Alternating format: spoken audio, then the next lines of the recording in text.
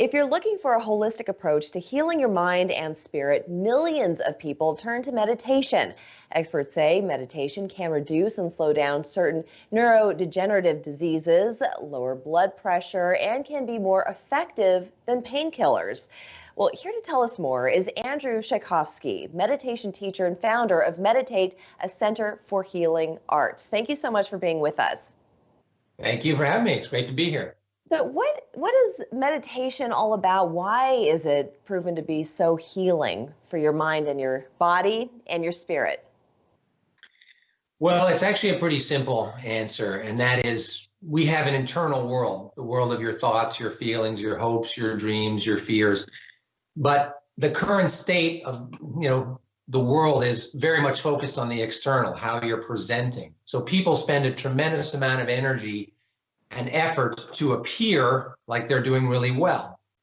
But internally, they have not been directed to attend to how the mind creates anxiety, how the mind is nervous, how the mind gets angry, how the heart is hurt. All those kind of things have a dramatic effect, at least from my perspective, on the physical functioning of your body, not to mention how you're doing mood-wise, if you're sleeping okay, if you're worried about paying your mortgage and all this. So meditation, which is often conceived as I've got to sit in this peaceful state and not think, that is not really an accurate description. An accurate description is that I'm going to enter into an internal state of relaxation, and in that time, I'm going to monitor and adjust how my mind works. I'm going to process difficult emotional situations.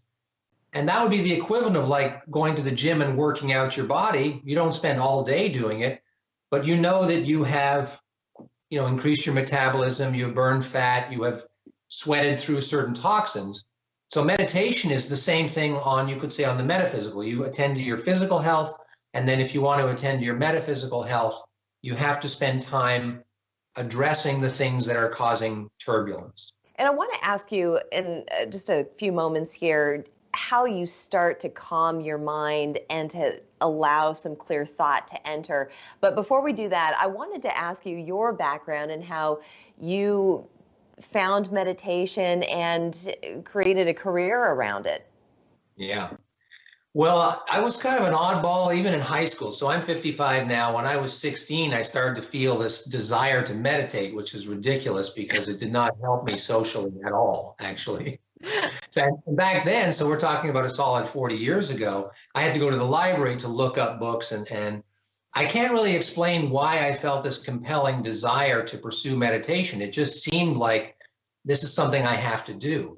And people who are really driven spiritually will relate to that. It's like, I don't know why. I mean, some people, if they're athletic or artistic, they can say, this is what I was born to do. I think you have choice in it. But when it came to spiritual pursuits and meditation, there was just something burning in me that I have to understand what this is all about. And, as a typical teenager and into my 20s, I kind of dabbled in and out of it because it wasn't all that socially unifying. It's kind of a private and, a task of solitude that you pursue. Now, as life started to unfold, it became more and more pressing for me to make it a regular part of my life. And probably for the last 20 to 25 years, I have been meditating every day and refining my technique. And having seen the degree to which it has changed my life, I mean, I have made it an intense passion to maintain the systems that I believe, God has given me. Now, you're an ordained, sorry to interrupt, but you're an ordained minister. But a lot of people confuse religion with meditation. So maybe you can explain what it is that you're an ordained minister of, but then how you can still practice meditation without necessarily converting to, say, Buddhism or one of those religions that are so closely tied to meditation as we know and practice it today. To me, meditation is an essential spiritual practice because it's acknowledging the need to attend to your spirit. Now, if people don't believe there is a spirit or they don't believe there's a soul, then that's fine. They can choose to pursue that. I was ordained in a category of Christianity that is probably considered fringe, and traditional Christian folks often are nervous about it. It's known as Christian mysticism. And mysticism is really the exploration into the unseen. So the reason that creates certain trepidation for traditional Christians is there's the belief that you're dabbling in things that are counter to God. In my experience, it's the exact opposite, that there's a discovery of the spiritual world through meditation, because the internal world of spirit has to be accessed through internal exploration. It's not about sitting in a room and having a seance. It's about going into a deep internal state and experiencing what it means to be a spirit. So that's always been incredibly intriguing to me. And as an ordained priest, my desire is to help people seek out that transformation. Now, in my meditation center, I do not necessarily focus on that because it's not universally accepted. Most people coming to the center in Charleston are looking for a method to relax, to deal with anxiety, to improve concentration. And some of them are saying, I would like to know what it means to be a soul, to explore what we call soul consciousness. Well, I think this is a perfect place to take a break. We do need to go to a commercial, but when we come back, Andrew, I want to talk a little bit more about what you do at the Healing Center for Arts. I want to also learn a little bit more about how to meditate, as I've struggled with that my whole life. So hopefully my problem can get fixed here and we can help others in the process. So don't go anywhere. We'll be right back. Welcome back. We've been chatting with Andrew Shykofsky. He's a meditation teacher and founder of Meditate, a Center for Healing Arts. And we've been talking about the importance of meditation in our life, especially during this time when people feel particularly anxious. A lot of people have lost their jobs or have been furloughed. Just the world in general has been in a very tense place because of subsequent events.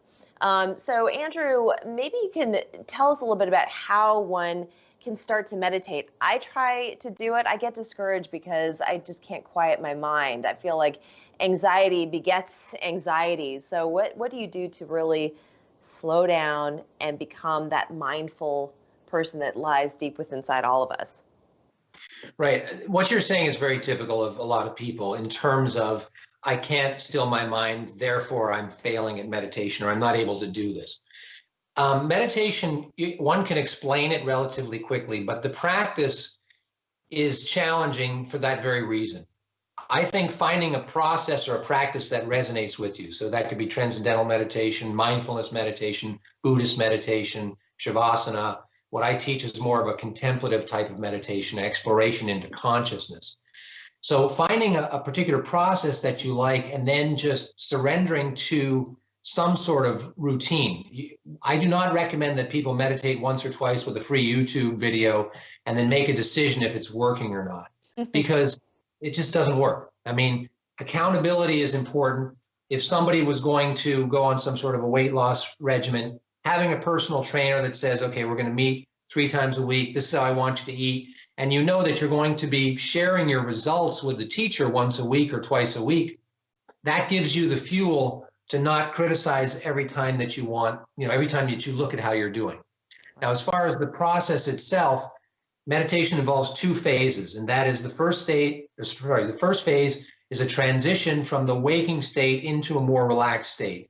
And that's where guidance is the most beneficial. Somebody guides you into deep breathing, relaxing the physical body using a technique called a body scan. That's where you notice the musculature of your body and you relax it. And then following that, there's nuances that will help you move from, in the scientific community, they'd say from the beta state to the alpha state, but not getting so relaxed that you enter into the theta state, which is that hypnotherapy state. Once you have transitioned from the waking state into the relaxed meditative state, it's up to you what you're going to do with your consciousness. Do you want to count your breaths? Do you want to just focus on deep breathing? Do you want to contemplate or visualize something in the future? But the key is that you impose some guidance to your mind. You do not let your mind just fill in the space. That's the hardest part, because the mind is used to filling in the space. So people think they're failing if their mind wanders. But if you continually adjust and bring your mind back from wandering, over time, you're teaching the mind to be respecting the authority of something else, respecting the authority of your being, which says, no, I don't want to think about that. I want to think about this. But in our culture, if we think we should get that in 2 weeks or in 2 sessions, we're going to be heavily disappointed.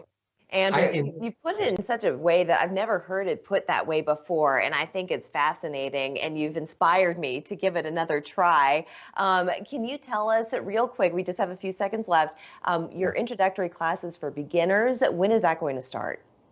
Well, I have a free class every Saturday morning, which extrapolates upon the stuff I was just sharing with you, followed by a 20-minute guided meditation so you have an experience of it. Then I teach these level 1 courses. They're 8 weeks. So exactly what I was saying is you're coming once a week with myself as teacher, monitoring your progress, giving you encouragement, making certain corrections. Those courses have been very effective in primarily getting somebody to a consistent meditation practice.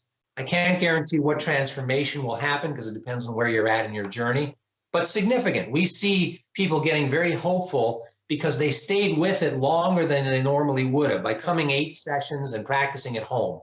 So I'm beginning a new Tuesday evening class at 6:45 p.m. until 8 p.m. on Tuesdays, beginning on Tuesday, July 7th. And if they wanted to come and get a teaser to that, they can come this Saturday. I probably won't have a free class on July 4th because, there's other things. The holiday. Well, we're going to share all that information, Andrew, on our social media platforms. I want to thank you so much for sharing this with us. Yeah, my pleasure. It was great. I could talk about meditation all day. We have to have you back. Absolutely. Thank you so much, Andrew. Be well, be safe. We'll be right back.